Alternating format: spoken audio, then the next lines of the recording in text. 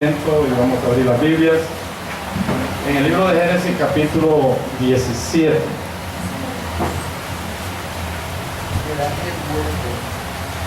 La revelación de Dios a nuestra vida siempre ha sido sistemática. El Señor le dijo a sus discípulos: yo tengo muchas cosas que enseñarles, pero ahora no se las puedo decir. ¿Por qué? Porque ellos todavía no estaban capacitados espiritualmente para recibirla. El capítulo 17 del libro de Génesis es como que es un avance en la revelación. Yo iba a decir algo a Abraham que era difícil de que Abraham lo entendiera, y por eso se le revela como el Dios Todopoderoso. O sea, por primera vez se le revela a Abraham como el Dios Todopoderoso, el Shaddai. El nombre de Dios era Jehová, ¿verdad? El nombre que se le reveló a Moisés, el gran yo soy, o sea, el eterno, el Dios del pacto. Cuando hablamos de Jehová estamos hablando del Dios del pacto, o sea, el gran yo soy, o sea, el eterno. Y se le había venido revelando a Jehová como a Abraham como Jehová, el Dios del pacto, pero ahora se le revela como el Dios todopoderoso. Y cuando Abraham recibe esa revelación, dice que se postra ante su rostro de gloria. Está que aquí ya la revelación toma como que un nivel más alto. Nosotros hemos ido enseñando sobre la historia de la salvación, y cuando empezamos a mirar la historia de Abraham, que es el capítulo 12 hasta el 25, unos 14 capítulos, inicialmente hablamos de los pactos que hay en la Biblia, ¿verdad? Porque son necesarios, son pactos escatológicos, son 5 grandes pactos, que es el pacto abrámico, el pacto mosaico, el pacto palestino, el pacto davídico y el nuevo pacto. 5 grandes pactos que hay en la Biblia. Y a propósito vamos a hacer el bosquejito bien hecho de los pactos, ¿verdad? Los prometidos y los prometidos de deuda. Es una forma bien elegante para que usted estudie esos 5 pactos. El pacto de Dios con Abraham es como la base de los demás pactos, porque Dios a Abraham le hace 10 promesas. El pacto que él hace, le dice que el nombre de él va a ser grande, que le va a dar un heredero, un hijo, que de su lomo iban a salir reyes, que de su lomo iban a salir sacerdotes, que la tierra prometida iba a ser de él y de su descendencia, que el pacto sería eterno, que quien lo bendiga le sería bendito, y el que te maldiga será maldito, que en su simiente sería bendita todas las naciones. O sea, en esto consiste el pacto de Dios con Abraham. Luego, ese pacto viene siendo la base de los demás pactos, porque cuando Dios dice a Abraham que de su lomo iban a salir reyes, ese es el pacto davídico, ¿verdad? Entonces Dios dice a David que siempre en Jerusalén se iba a sentar un descendiente de él en su trono. O sea, el pacto davídico hace parte del pacto de Abraham. El pacto palestino, ese pacto davídico está por ahí por el segundo libro de Reyes, capítulo 7. El pacto palestino, que está en Deuteronomio capítulo 30, tiene que ver con la promesa que Dios le da a Abraham, ¿verdad? A ti y a tu descendencia le daré la tierra. Entonces el pacto palestino, que está en el libro de Deuteronomio 30, es como el título de propiedad de la tierra, y el título de propiedad Dios se la es al pueblo de Israel, o sea, a la descendencia de Abraham. Está el pacto mosaico, que sabemos que ese pacto no fue eterno, ¿verdad? Porque ya ese pacto Dios compromete a la otra parte, y eso tenía que ver con el ritual mosaico, todo lo que los sacerdotes hacían en el templo. Y ese pacto no fue eterno porque ese pacto apuntaba a nuestro Señor Jesucristo, que fue lo que no entendieron los judíos de la época de la segunda generación de creyentes, que querían meter el ritual mosaico dentro del Evangelio, o sea, la ley ritual, la ley ceremonial. Y Jesús dijo que no se puede meter vino nuevo en los odres viejos, refiriéndose a esa parte de la ley, o sea, la ley ceremonial.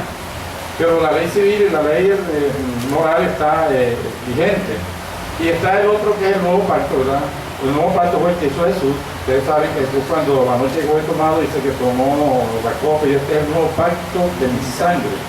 Entonces el nuevo pacto incluye a todas las promesas que Dios le dio a Abraham, o sea, la tierra, de la realeza, el hombre grande, etcétera, etcétera.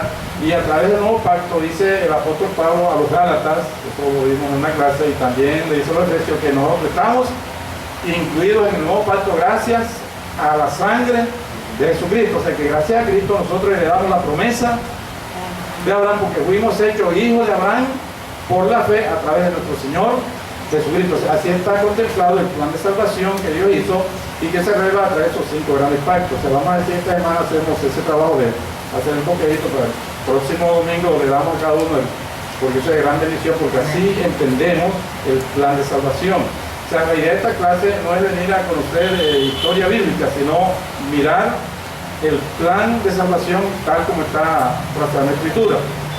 Bien, del capítulo 12 hasta el 16 se están dando, es como cuando usted está haciendo un contrato y se están haciendo todos los términos, o sea, en los papeles está escribiendo todos los términos del contrato, y ya que en el 17 ya como que el contrato está listo, ahora en el 17 se va a sellar, o sea, se va a poner el sello. O sea, como cuando ya está todo el documento, la documentación hecha, y entonces, bueno, el hermano lo iba a arrendar una casa, ¿verdad? Y entonces se hace el contrato de arrendamiento, los fiadores, las cláusulas que se dan, etc. Y cuando ya todo está el documento ahí, se va a la notaría para que el notario ponga el sello. O sea, ya aquí en el capítulo 17, el pacto va a ser sellado. Y bien, vamos a iniciar esta clase leyendo lo que es la carta de los romanos con relación a este sello. Capítulo 4, al verso 11, la Escritura dice: y recibió la circuncisión como señal, como sello de justicia de la fe que tuvo estando aún incircunciso. O sea que la circuncisión fue Romanos capítulo 4, verso 11. Y vamos a hablar en esta tarde un poco de lo que es la circuncisión y lo que eso significa para nosotros. O sea que la circuncisión fue el sello. Dios iba a dar que se circuncidara él y toda su descendencia. Bien, también en esta nueva relación a Abraham se le cambia el nombre, también se le cambia el nombre a Sara, ¿verdad? Como para darle fuerza a Abraham de lo que Dios le iba a prometer. ¿Por qué? Porque Dios le promete a Abraham un hijo, ¿verdad? Pero el hijo iba a salir de Abraham. Pero hasta el capítulo 17 no había dicho quién lo iba a concebir. Porque Abraham tiene un problema, y es que tiene una esposa que desde joven era estéril, siempre fue estéril. Ahora llega a 90 años y ya se le va la costumbre. O sea, ahora sí era que menos iba a concebir. Dios no le había dicho a Abraham quién iba a concebir su hijo, sino que él iba a tener un hijo, pero no le dijo con quién. Abraham podía pensar en cualquier cosa menos que podía ser Sara, porque hasta el capítulo 17 Dios no había dicho qué mujer iba a tener el hijo. Por eso en el capítulo 16, ¿qué pasa? Abraham trata de ayudar a Dios. O de pronto no avanzar, ¿verdad? Sí, porque a ver, si nosotros nos ponemos en la lógica, eso tiene un poco de lógica. Dice Sara, bueno, yo soy estéril. Y a esa altura, porque Ismael, hasta que nace Isaac, pasaron 14 años. O sea que se retuvo la promesa por causa de este incidente. 14 años demoró Dios para cumplirlo. Dios le promete el hijo a Abraham cuando tiene 75 años, hasta los 90 pasa 25 años. Por eso él en el capítulo 15, él le hace una queja a Dios. Dice, Dios le dice, yo te voy a bendecir y vas a ser grande. Dice, sí, pero no me has dado hijo. O sea, la amargura más grande de Abraham era que, bueno, yo voy a tener bendición, pero aquí, ¿quién va a heredar eso? Un esclavo, que es lo que va a hacer. Sí, el esclavo. O sea, sin el hijo, pues todo es prácticamente nada. O sea, Abraham se queja ante Dios. Y en la clase esta dijimos que nosotros no nos debemos quejar de Dios, ¿verdad? Sino quejarnos ante Dios, que es diferente. Sí, porque Dios es nuestro amigo, ¿verdad? Y cuando usted tiene una prueba inusitada que de pronto se está pasando ya del tiempo suyo, usted piensa, bueno, esto está demorando demasiado y es bastante dura. La Biblia no nos enseña a quejarnos de Dios, sino a quejarnos ante Dios, que fue lo que hizo Abraham. Y entonces Dios oyó a Abraham y dice, no, te voy a dar un hijo. En el capítulo 16 viene el cuento de Sara. De Sara, bueno, llévate a Agar. Sí, de pronto es que no hemos entendido que es a través de otra mujer, y ese muchacho trajo mucha tristeza, trajo muchos problemas en el seno porque no era el tiempo de Dios, ¿verdad? El capítulo 16. Resumen 16. Nosotros vimos el capítulo 15 y el capítulo 14, que en el capítulo 15 Dios está en el monte hablando con Dios, y en el 14 está hablando con los reyes de la tierra, con el rey de Sodoma. Bien, pero esta tarde no ocupa el capítulo 17, gloria a Dios. Dice, era Abraham de edad de 99 años. Tremendo, ¿verdad? Cuando le apareció Jehová y le dijo, yo soy el Dios Todopoderoso. ¿Por qué se le presenta de esta manera? Hermano, porque Abraham iba a recibir una noticia de que para creerla teníamos que creer de que Dios es todo. Sí, porque es que aquí en el capítulo 17 que le dice que el hijo lo va a tener es Sara.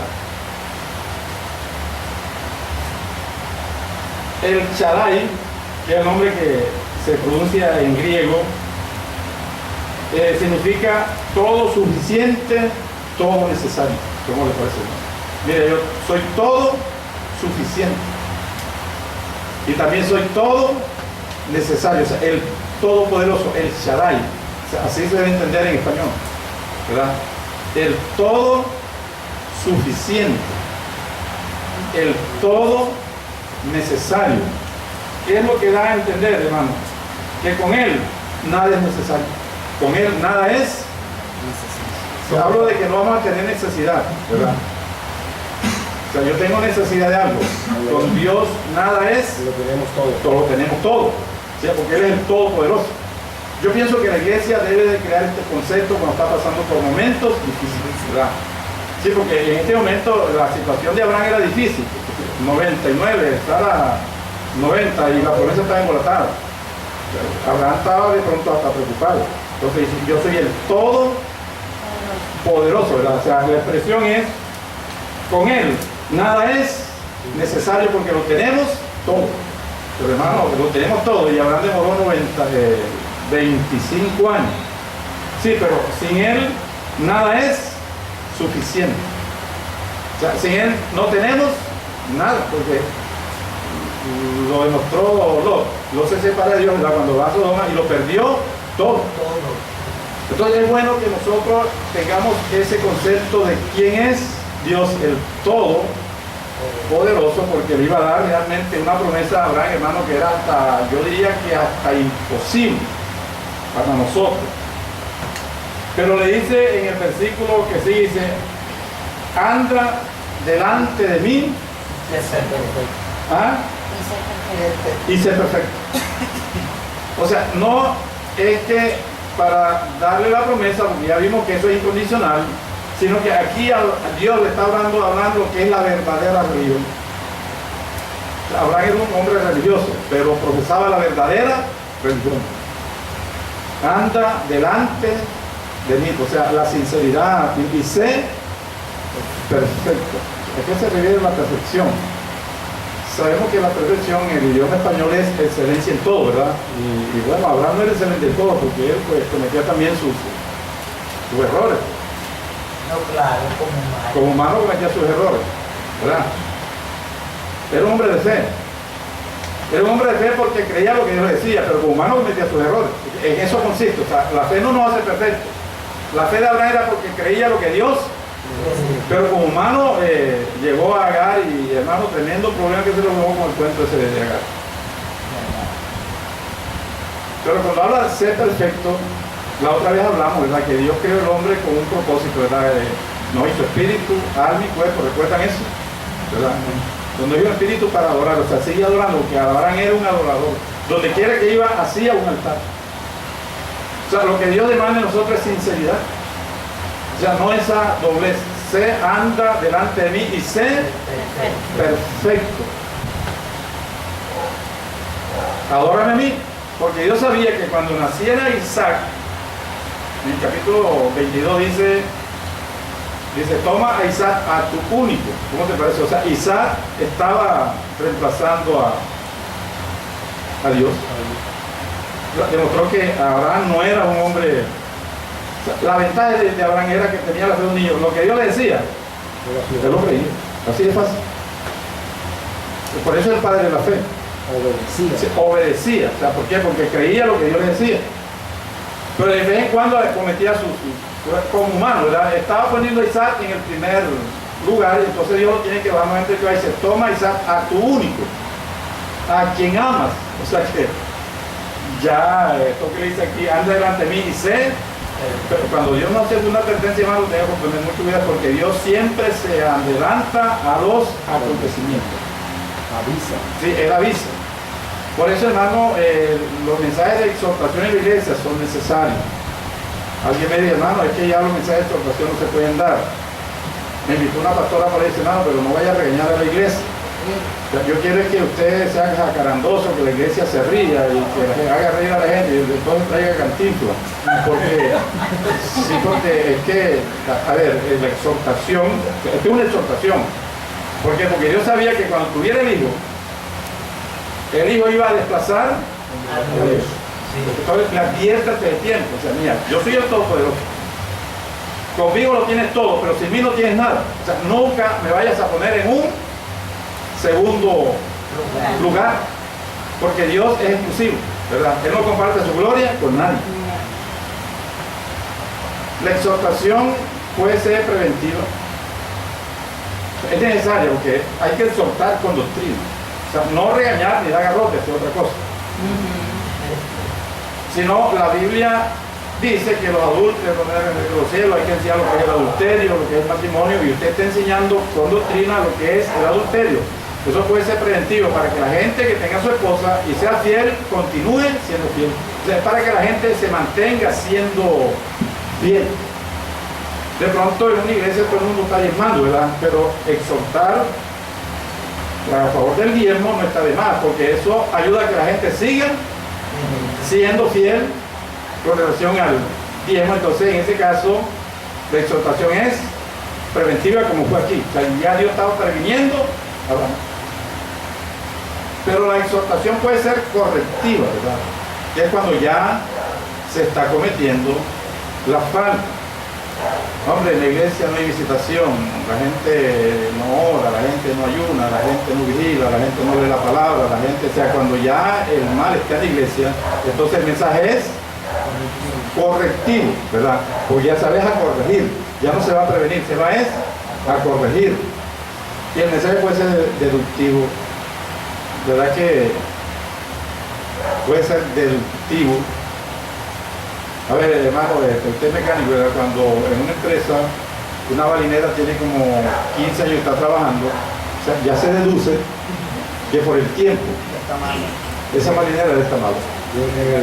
Un preventivo. No, preventivo es cuando se saca.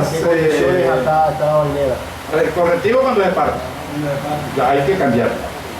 Preventivo cuando se saca, se engrasa, se ajusta bien para que siga trabajando. Ese es preventivo, ese es mantenimiento preventivo. Pero cuando ya la balinera tiene 18 años y hay que cambiarlo. Se deduce, es deductivo, ¿verdad? Se deduce de que ya esa pieza hay que cambiar. Dentro de la iglesia, bueno, se deduce de que hacen más de 15 años que no se habla sobre la palabra santidad. Bueno, ya es bueno que se hable ya. Sí, no, la iglesia hermana de santidad, sí, pero está llegando gente nueva, ¿verdad? Que no oye ese mensaje. Entonces, por deducción, hay que exhortar a favor de la santidad. Entonces, mire que aquí Dios le advierte a Abraham algo que le iba a suceder. Una exhortación deductiva. Entonces dice el verso, bueno, le confirma la noticia. Dice, y no se llamará más tu nombre Abraham, sino Abraham. Abraham es Padre enaltecido. Eso significa la palabra Abraham, ¿verdad? Padre enaltecido, no, Padre excelso, sí, enaltecido. Y entonces le pone una H y le agrega una M, y entonces es Abraham, que es padre de muchedumbre. Para que Abraham creyera a esa promesa, Dios se le tuvo que presentar como el Todopoderoso. Sí, Señor. En este pacto de pronto hay algunos nuevos elementos, y es que a Sara también se le cambia el nombre. Capítulo 17, ¿verdad? Sarai, ella se llamaba Sarai. Sarai significa tu princesa. Y ese nombre es exclusivo, ¿verdad? O sea, princesa de una familia. Tu princesa está como que limitando la bendición solamente a una familia. Porque es que Sara también va a ser madre de reyes y de muchos pueblos. O sea, a Sara también le da promesa que va a ser madre de reyes y de muchedumbre. Pero el nombre Sarai era como que muy reducido para la promesa, era muy, bueno, excluyente la palabra. ¿Verdad que no encajaba con los planes de Dios? Sí, porque, a ver, si me explico bien, ¿por qué le tienen que cambiar el nombre a Sara? Y aquí ya la promesa toma forma de evangelio, ¿verdad? Era muy limitado. Era como que muy reducido. Tú. Se está refiriendo a una familia, ¿verdad? La familia de Sara. Entonces dice, mira, quítale el tú, ¿verdad? Tu princesa, y ponla solamente Sara. No, iba a quitar el Sarai. Sarai es tu princesa. Entonces le vas a poner Sara, que quiere decir princesa, o sea, princesa de multitudes.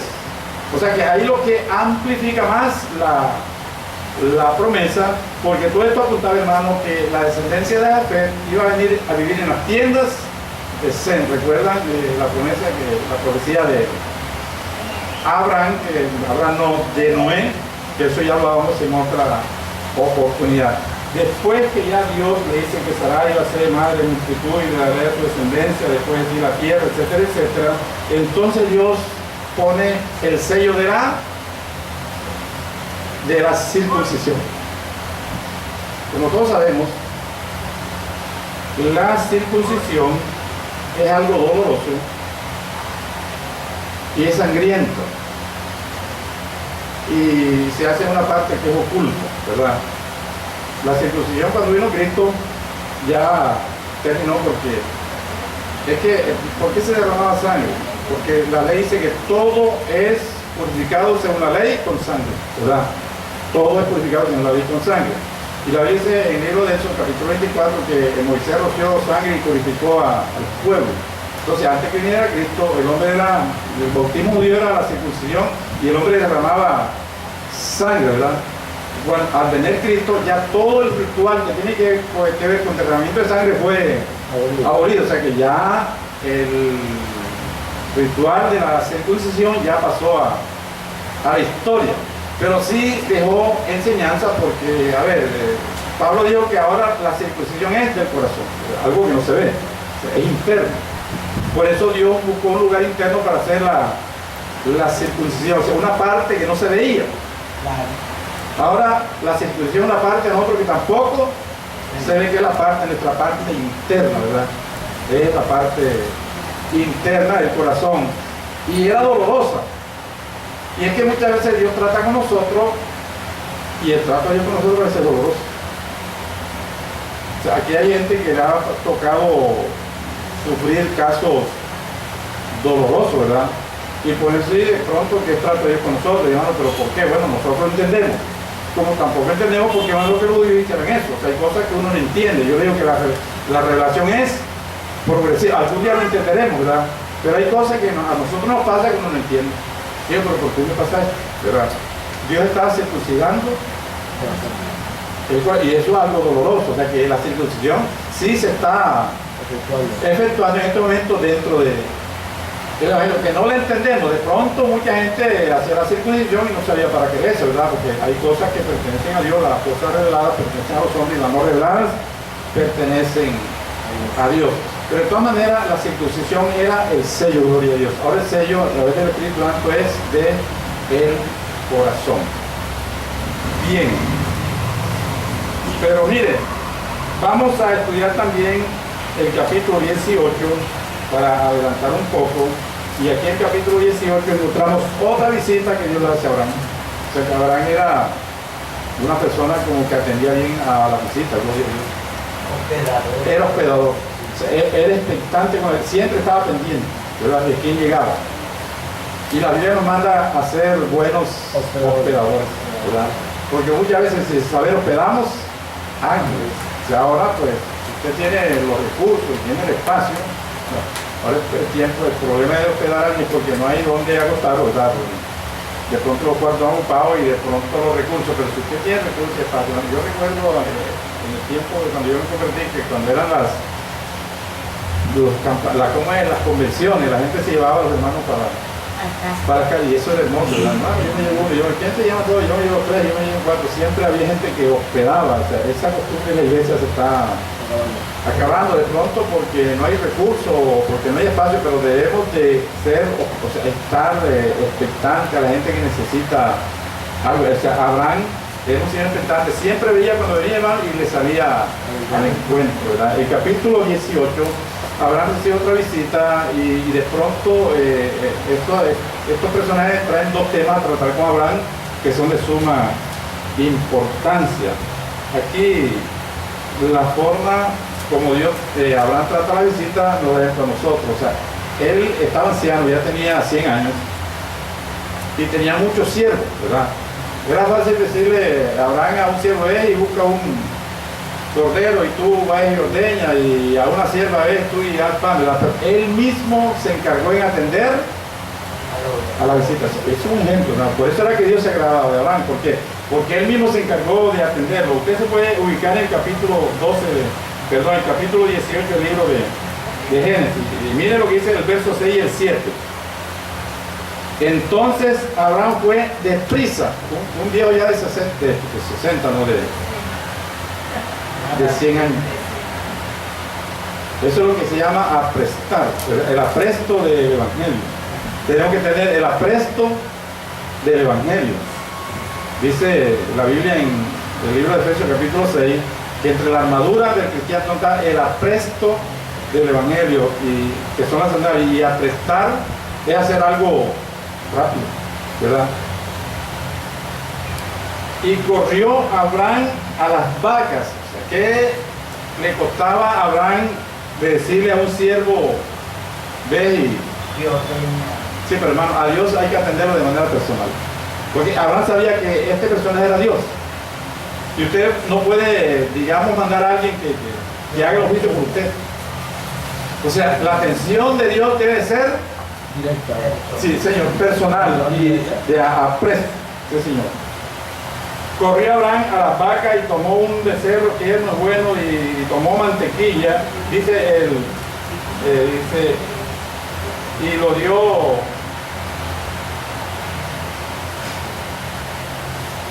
Y dice aquí que Sara también la mandaron el verso 15. Sí, a preparar harina. Le dice a Sara, date prisa y prepara harina. El 9. No, aquí no dice dónde está su mujer. Aquí una parte, el 6. Entonces Abraham fue deprisa a la tienda de Sara y le dijo, toma pronto 3 medidas de flor de harina. O sea que también le dijo a Sara que hiciera las tortas, ¿verdad? Las tortas. O sea, se encargaron personalmente de atender la familia. Aquí hay algunas cosas que son importantes, Gloria, porque el ángel, que era el mismo Dios, dice, ¿dónde está Sara, tu mujer? Había una costumbre en esa época que las mujeres no podían estar, cuando llegaba una visita en la mesa, las mujeres no se estaban, ¿verdad? Las mujeres tenían que estar Se va a caer. Claro. en la carpa, en la tienda, Se movió. pero en un lugar que podían oír. Entonces Dios quiso que Sara oyera la conversación que él iba a tener cuando dice, ¿dónde está Sara? Y la respuesta es, ¿dónde estaba Sara? En el lugar donde tenía que estar. O sea que siempre que Dios nos encuentre, el lugar donde tenemos que estar, hermano, nos va a utilizar gloria, porque a veces estamos desubicados. O sea, esta pregunta es bastante importante, ¿verdad? En el libro de Génesis, capítulo 18, el verso del 15, dice: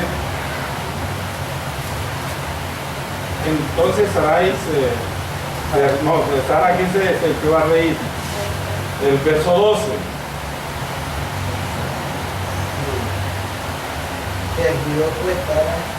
No, el 9. Y dijeron: ¿dónde está Sara tu mujer? Y él respondió: aquí en la tienda. O sea, pero Sara estaba oyendo. Entonces ella, de manera de incredulidad, se empezó a reír. Y Dios la recrimina, pero a través de Abraham dice: ¿por qué se rió Sarai? Pues ella trató de disculparse, ¿verdad?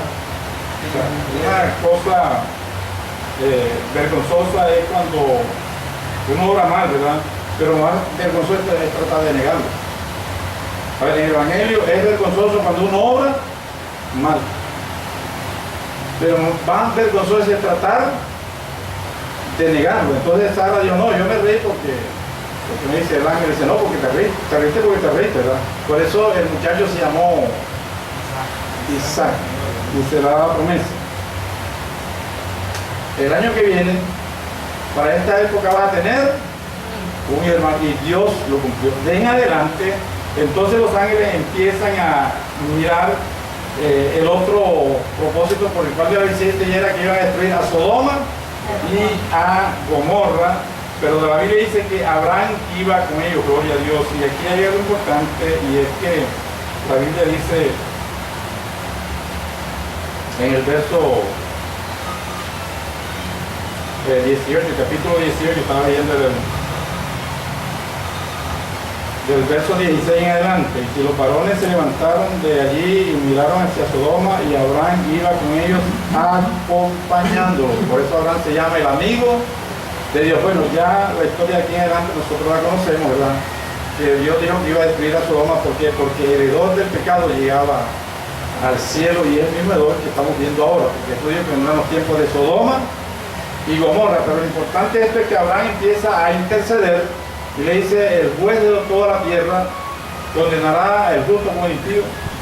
Y si hubieran 50 personas, ¿verdad? Dios dijo: si hubieran 50 personas, no los. Y entonces Abraham dice: y si hay 40, dice: tampoco lo hago. Y si hay 30, tampoco lo hago. Y si hay 20, tampoco. Y si hay 10. Mire, hermano, esto nos recuerda las palabras de Jesús, que nosotros somos la sal de la tierra. O sea, no encontraron en Sodoma sal suficiente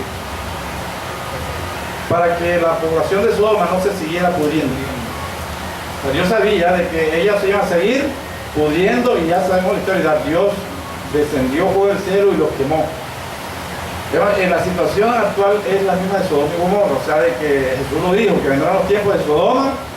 Y usted estaba viendo las noticias estos días. Yo pienso de que si la sal empieza a perder el sabor. Bueno, ¿y cuándo la sal pierde su sabor? Hermano, cuando se le echa agua. O sea, la sal se daña cuando se le echa agua.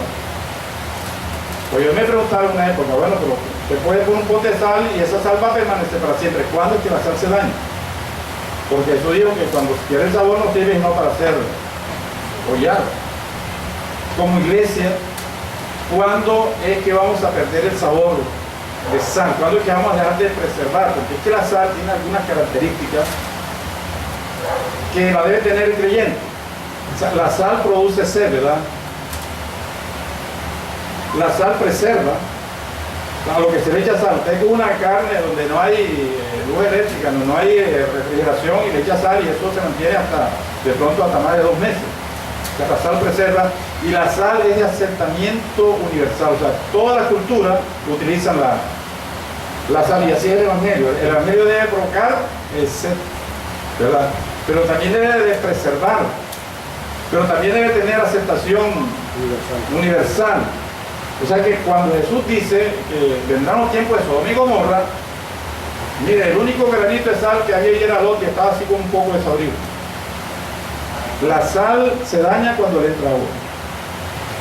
O sea que el agua del mundo no puede entrar a la iglesia porque la iglesia pierde el sabor.